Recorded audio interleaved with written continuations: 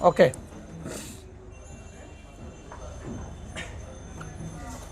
চলছে।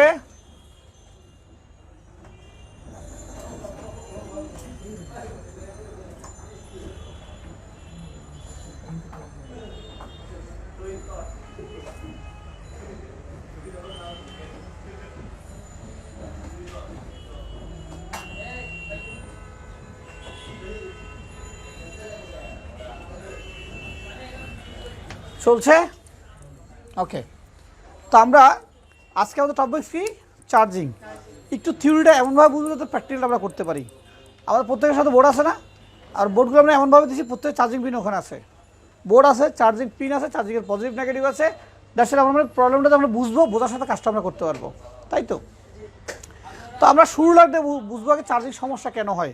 আমাদের কী নাম বললো তোমার, কী বললো তুমি? অতিরিক্ত ভোল্টেজ ঢোকার কারণে সমস্যা হতে পারে, এক। দুই নম্বর আর কি বলো, অতিরিক্ত বোল্ট। তাহলে এক নম্বর লিখি আমরা বোল্ট, একটা প্রবলেম হচ্ছে বোল্ট। তারপর আর কেউ বলো পিন, পিন, গুড। তারপর আর বলো, আমরা প্রত্যেক বেসিক লেভেল এখানে নাকি কেউ কেউ 5-7 বছর কাজ করছি এখানে, আমরা নতুন না, সবাই ফ্রেশ। তো এই জন্য এই জিনিসগুলো দরকার, যে জিনিসটা যত ঘাটবো আমরা, যত ডিসকাশন করবো, আলোচনা সমালোচনা করবো, তত ভালো শিখবো আমরা। মুখস্থ আমি বুঝে দিলাম চার্জিং পিন এভাবে ঢুকবে, এত বল ঢুকবে, এতগুলো আসবে, এতগুলো হয়ে যাবে। আসলে কি তুই প্র্যাকটিক্যালি করতে পারবা এটা? পারবা না। কিন্তু যখন ডিসকাশন করবো, আলোচনা করবো, ভিতরে ঢুকবো, একটা বিষয়কে নিয়ে 3-4 কথা বলবো, তাও বিষয়টা জিনিসটা ক্লিয়ার হবে। না আমি মুখস্থ ছেড়ে দিলাম, তুমি বুঝে নিলা, মাস শেষ হলে দোকানে বসে কাজ করতে পারলাম না, তাহলে আমাদের শিক্ষাটা ব্যর্থ হয়ে গেল আসলে।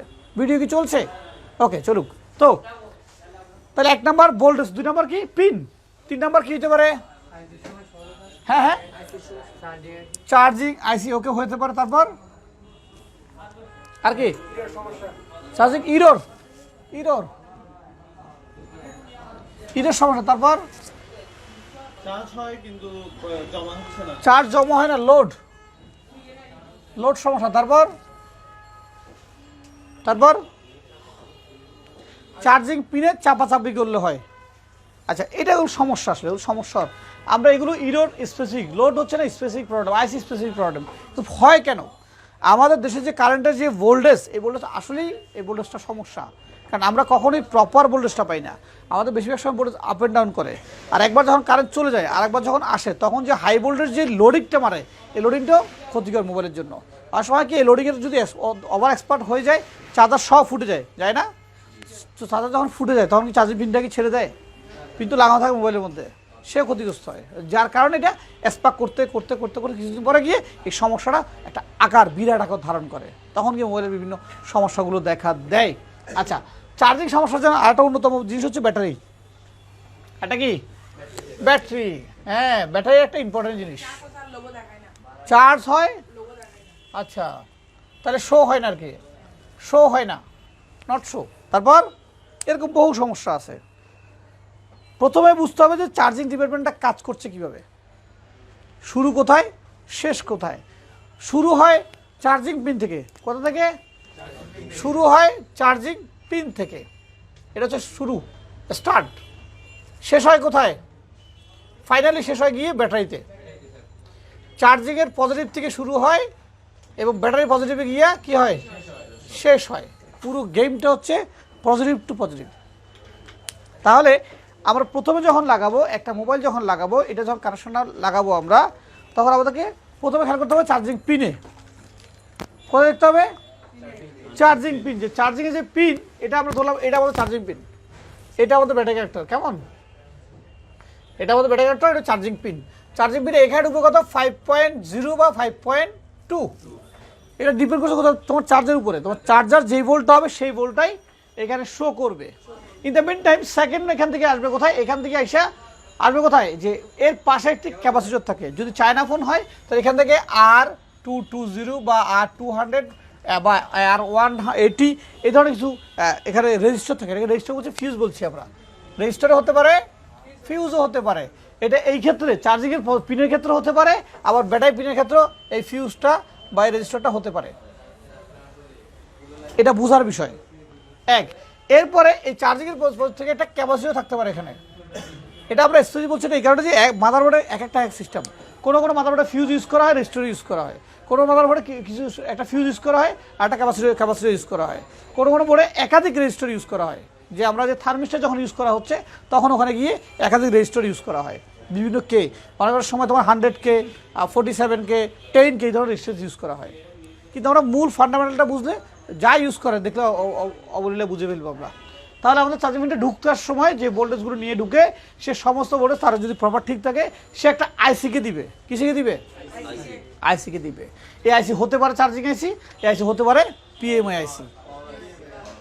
যেমন এমআইতে যখন চলে আসছে, এমআইতে কিন্তু এটার মতো 6 পিনের চার্জিং আইসি নাই। আমরা চায়না যে আইসিগুলো পাচ্ছি 6 পিন 8 পিনের, এমআইতে কিন্তু ওই 6 পিনের আইসি আর নাই। এমআইতে ঢুকছে কোথাও সরাসরি পাওয়ার আইসি ঢুকতেছে, পিএমআই আইসিতে সরাসরি ঢুকতেছে। সেক্ষেত্রে পুরো বিষয়টা বোঝার চেষ্টা করতে হবে। এখানে পাওয়ার আইসি দিয়েছি, পিএমও দিয়েছি, পিএমআইও দিয়েছি।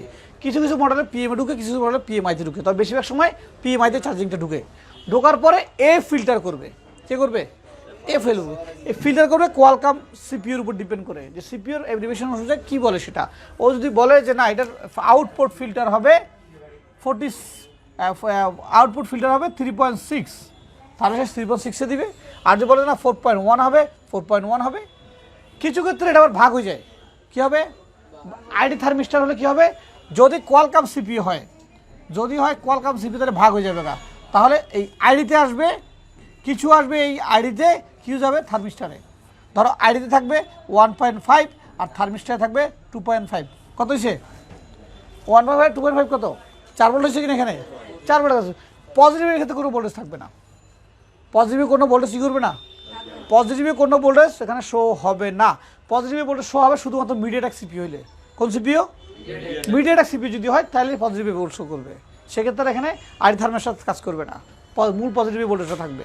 বা আইডি থার্মিস্টার থাকলেও সেক্ষেত্রে 11 ভোল্টেজ দেখাবে, পজিটিভে দেখাবে, আইডিতে দেখাবে, থার্মিস্টার দেখাবে মিডিয়াটেক হলে। কিন্তু যদি কোয়ালকাম সিপিইউ হয় তাহলে শুধুমাত্র আইডি এবং থার্মিস্টারে হবে। আবার যদি ব্যাটারিটা 3টা হয়, 3টাওয়ালা হয়, 3টাওয়ালা হলে শুধুমাত্র পজিটিভে দেখাবে, শুধু পজিটিভ ডাইরেক্ট ভোল্টটা এই 4.1 ভোল্ট বা 4.0 ভোল্ট যাই বল দেখে না কেন সেটা দিবে কোথায়? এখানে। এখন এই যে চার্জিংটা বুঝাই ফেললাম আমি শর্টকাটে, আসলে কাজটা তো শর্টকাট না। এটা করতে হবে, কী করতে হবে? তোমার কাছে যে বোর্ডগুলো আছে সেই বোর্ডগুলো তোমাকে আইডেন্টিফাই করতে হবে। প্রথমে কী করতে হবে? এই চার্জিং পিনটা ধরে আমরা 1 নম্বর যেভাবে বললাম, ঠিক আছে, 1 নম্বর 2 নম্বর 3 নম্বর ধরে ধরে ধরে ধরে মাপতে যেতে হবে। আমরা 10 জন আছি না, তাহলে 10টা মোবাইল আমাদের কাছে আছে। তোমারটা তুমি মাপার পর ড্রয়িং করবা, ওকে দিয়ে দিবা। ওরটা আবার তুমি নিবা, মাপবা, আবার ড্রয়িং করবা, ওরটা নিবা। এভাবে করে যখন তুমি 8টা 10টা 20টা বোর্ড নিজেই ট্রেসিংগুলো করে ফেলবা, তাহলে নিজের গাইডলাইনটা তুমি নিজেই পাবা কি না? পেয়ে যাবা। এভাবেই করতে হবে। যদি মনে করো যে কেউ তোমাকে মুখস্থ শিখিয়ে দিবে তাহলে ভুল হয়ে যাবে, মস্ত বড় ভুল হয়ে যাবে। কারণ এই জগতে প্রতি মুহূর্তে চ্যালেঞ্জ তোমাকে ফেস করতে হবে। সো চ্যালেঞ্জ মোকাবেলা করার যে কৌশলগুলো, ওই কৌশলগুলো তোমাকে জানতে হবে। এবার আসো আমাদের কাছে এই মুহূর্তে ডায়াগ্রাম দিয়ে যে আমরা এটাকে একটু সলিউশন আকারে দেখাই। এই যে একটা ডায়াগ্রাম, এটা নাম বোর্ড নিয়ে তোমরা চাইলে, অনেকেই চাইলে এটাকে তোমরা অ্যাচিভ করতে পারবা। এটা 2জন গ্রুপে মিলে নিতে পারো, তবে এটা ইয়ারলি পেমেন্ট আছে এটাতে। আমরা এখানে তো যেহেতু চায়না নাই, এখানে আমরা এখানে একটা এমআইয়ের একটা চার্জিংয়ের আমরা একটু সামথিং একটা জিনিস দেখাই তোমাদেরকে। এটা হচ্ছে এমআই S2 একটা চার্জিং।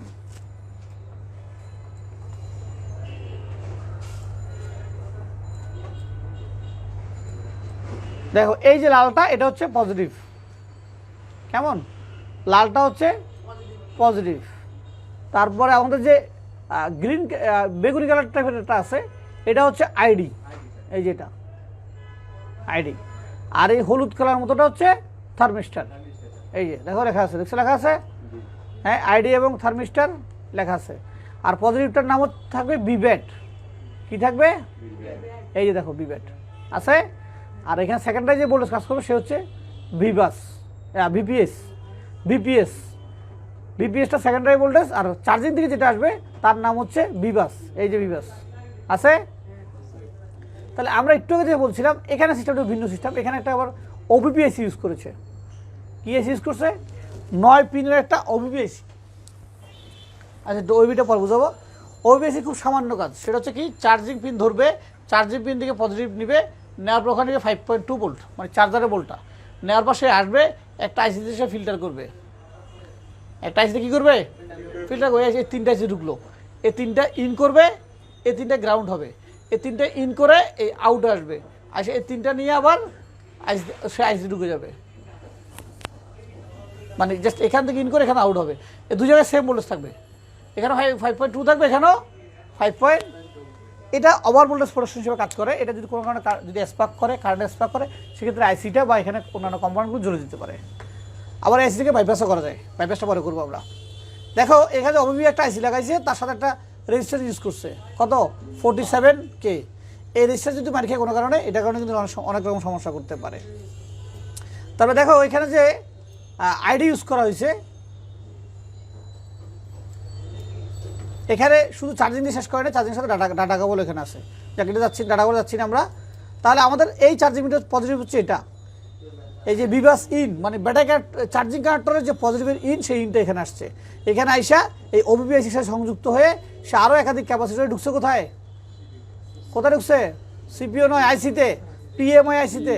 চার্জিংয়ের সাথে সিপিওর সাথে কোনো সম্পর্ক নাই। চার্জিং সে শুধু সিপিও থেকে এনাবল সিগন্যালগুলো আসবে, সিপিও থেকে কিছু পারমিশন আসবে যে এটা চার্জিং হইতে হবে, কিন্তু সেটা ইনভোল্ট হিসাবে ঢুকবে। কিন্তু এখানে আউটপুট, চার্জিং আউটপুট থেকে কোনো রকম সিপিও ইন্ডিকেটর দেখাবে না। এখানে সিপিও ইন্ডিকেটর যদি যা আসার পাওয়ার এসির মধ্যে চলে আসছে। সো চার্জিংয়ের এখান থেকে যা কাজ করবে পাওয়ার এসির এখান থেকেই করবে। ওকে, তো এটা ইন হয়ে গেল আমাদের। ইন হওয়ার পর যখনই সে এটা ইন করেছেন, বিবাসটা ইন করেছেন, বিবাসটা ইন করার পরেই চার্জিংয়ের সার্কুলেশন শুরু হয়ে গেছে। এবং এখানে অবশ্যই বিপিএস এর ভোল্টেজ থাকবে, যে বিপিএস ভোল্টেজ থাকার সময় একটা ক্যাপাসিটর ইউজ করবে, একটা কয়েল ইউজ করবে। কী করবে? ক্যাপাসিটর। হ্যাঁ, তো বিপিএস এর এক মাথা হয়, দুই মাথায় বিপিএস হয়, কিছু কিছু ক্ষেত্রে এক মাথা বিপিএস হয় আর এক মাথা বিএসডাব্লিউ হয়, ওটাকে ইন এবং আউট বলা যেতে পারে আর কি। তো এটা একটা কয়েল থাকবে, এখানে নির্দিষ্ট একটা ভোল্টেজ থাকবে। চার্জিং অংশ মিসিং যদি হয় তাহলে ক্ষেত্রে এখানে ভোল্টেজ থাকে না, কিন্তু ভোল্টেজ পাওয়া যায় না। তাহলে এই ভোল্টেজের সম্বোধন করার পরে ফাইনালি সে আউটপুট ডেলিভারি দিবে। আউটপুট ডেলিভারি দিবে তিনটা লাইন দিয়ে, একটা হচ্ছে চার্জিংয়ের পজিটিভ দিয়ে, যেটাকে আমরা ভিভ্যাট বলছি, এখান দিয়ে দিবে, আর দুইটা দিবে আইডি এবং থার্মিস্টারে। যেহেতু কোয়ালকম সিপিইউ, আমাদেরকে ভোল্টেজ চেক করতে হবে আইডি এবং থার্মিস্টারে। সবচেয়ে সহজ কি হয় যে এরকম কয়েকটা বোর্ড আমরা মাপবো। আমরা বড় অভাগা, দুর্ভাগা যে আমরা বেশিরভাগ সময় যখন কাজ করি, আমি দেখেছি অনেক লোককে দেখেছি, আমরা শুরুতে এটা করেছি। এটা হচ্ছে যে এলাকায় একটা সে দোকান দিছে, তার দড়ি 500 টাকা ইনকাম হয়েছেই শেষ। সে এবার কী করবে? টিকটক দেখবে, ভিডিও দেখবে, গান দেখবে, এই করবে সেই করবে, তো সে কাজ স্টাডি করে না। না করার ফলে হয় কি, সে একটা সময় গিয়ে যাওয়ার পরে প্রযুক্তির সাথে সে ব্যর্থ হয়ে যায়, প্রযুক্তির সাথে সে আর কাজ করতে পারে না। সো যা আমরা শিখবো, যা আমরা বুঝবো, তাকে আমাদের চর্চা করতে হবে, প্র্যাকটিস করতে হবে। প্রয়োজন যদি সুযোগ হয় নিজের মোবাইলটা খুলবো, নিজের মোবাইলটা খুলে 4 মিনিট লাগাই দেবো, কথা বললে যায়। আর আমরা একটা কাজ ভুল করতেছি, নিজের এলাকায় মার্কেটিংটা করতেছি না। নিজের এলাকায় মার্কেটিংটা করলে যদি 2-1টা ফোন আমরা পাই, সে ফোনগুলো নিয়ে আসবো, ঠিক করবো, নিজে না পারলে সিরিয়াস সহায়তা নিব, নিয়ে মোবাইলে কাজ করব। তাহলে হবে কি, আমার জ্ঞানটা আরও ডিস্ট্রিবিউশন হবে নাকি? তাই তো, কারণ কাস্টমার হুট করে তুমি এলাকায় গিয়ে কাস্টমার মোবাইল তো নষ্ট করতে পারবে না। এরা কিছু নিজের মোবাইল নষ্ট করতে হবে, নিজের ঘেটেগুলো নষ্ট করতে হবে, তাই তো? ওকে, যারা আমাদেরকে দেখছেন, আসলে আমাদের ক্লাস আরও লং ক্লাস, এতটুকু ভিডিও দেওয়া যাচ্ছে না, অলরেডি মনে হয় বেশ অনেকক্ষণ হয়ে গেছে। যারা ধৈর্য সহকারে আমাদেরকে শুনেছেন, তাদের কাছে কৃতজ্ঞতা প্রকাশ করছি। ভালো থাকবেন, সুস্থ থাকবেন, আসসালামু আলাইকুম।